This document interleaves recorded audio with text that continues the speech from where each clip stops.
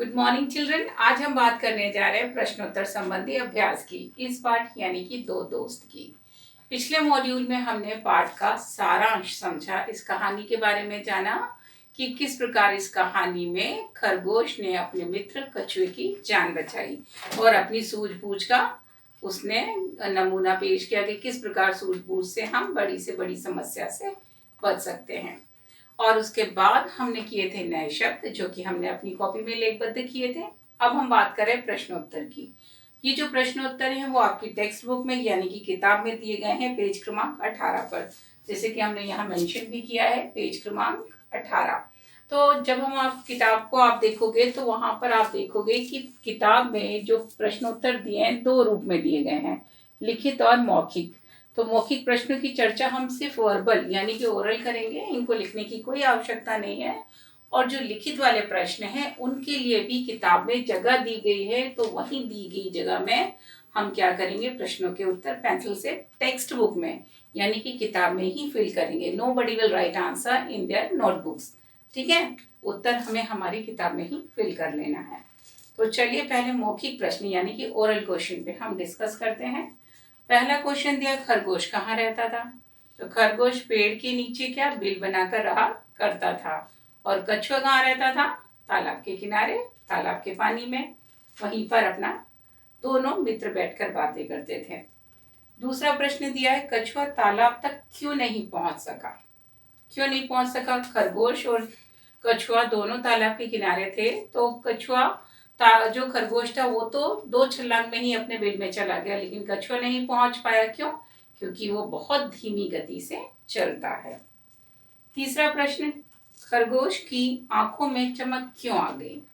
खरगोश परेशान था अपने मित्र को उस मुश्किल में फंसा देखकर, यानी कि भेड़िए ने जब कछुए को दबोचा था तो जो खरगोश था वो बहुत चिंतित था और वो अपने मित्र को बचाने का उपाय सोच रहा था। जैसे ही तरकीब उसके दिमाग में आई तो उसकी आंखों में चमक आ गई। तो हम क्या कह सकते हैं कि अपने मित्र को बचाने की तरकीब दिमाग में आते ही खरगोश की आंखों में चमक आ गई। तो ये तो 3 प्रश्न हो गए। अब बात करते हैं लिखित प्रश्नों की।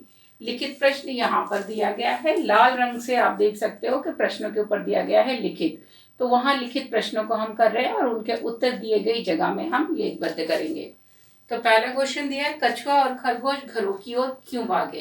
तो हम लिखेंगे कछुआ और खरगोश। कछुआ और खरगोश अपनी जान बचाने के लिए घरों की तरफ भागे। दोनों ही अपनी जान बचाने के लिए घरों की तरफ भागे थे। क्यों? क्योंकि भेड़िया उनकी तरफ आ रहा था। दूसरा प्रश्न, भेड़िए के नाखूनों और दांतों का कछुए की खाल पर असर क्यों नहीं हुआ? जब भेड़िए ने कछुए को दबोचा तो वो अपने दांतों से, अपने नाखूनों से उस पर बार बार वार कर रहा था, मार रहा था, उसे चोट कर रहा था, लेकिन उस पर कोई असर नहीं हो रहा था कछुए पर। क्यों? कारण देखते हैं कि कछुए की खाल बहुत सख्त, सख्त यानी कठोर, तो हम सख्त के ब्रैकेट में कठोर भी लिखेंगे ताकि हमें सख्त शब्द का अर्थ भी पता रहे कि कछुए की खाल बहुत सख्त यानी कि कठोर होती है, इसीलिए भेड़िए के नाखूनों और दांतों का उस पर कोई असर नहीं पड़ा। ये हमारा दूसरा प्रश्न हुआ। अब बारी है तीसरे प्रश्न की। तीसरा प्रश्न पढ़ लेते हैं। अंत में भेड़िए ने कछुए का क्या किया? जब भेड़िए ने बहुत कोशिश की उसे चोट पहुंचाने की, लेकिन वो नहीं कर पाया, उसके खाल को नहीं चीर पाया, तो उसने क्या किया? अंत में भेड़िए ने कछुए को तालाब में फेंक दिया। तालाब में फेंक दिया किसके कहने पर फेंका था? खरगोश के कहने पर, कि उसकी जो खाल है वो थोड़ी नरम हो जाए और फिर वो उसे निकाल के खा पाए। लेकिन वास्तव में ऐसा कुछ नहीं था, ये तो सिर्फ एक तरकीब थी खरगोश की जो अपने मित्र को बचाने के लिए उसने आजमाई। तो इस प्रकार हमें तीनों प्रश्नों के उत्तर मिल गए। आप देख सकते हो यहाँ पर बोर्ड पर लिखे हैं तीनों प्रश्नों के उत्तर।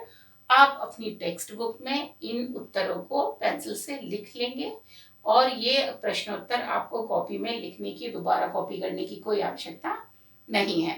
पाठ संबंधी अभ्यास, ग्रामर संबंधी अभ्यास हम आपको कराएंगे अगले मॉड्यूल में, यानी कि लाइव क्लास के दौरान हम डिस्कस करेंगे। तो आप अपना ध्यान रखिए और स्टडी करते रहिए। Take care, bye.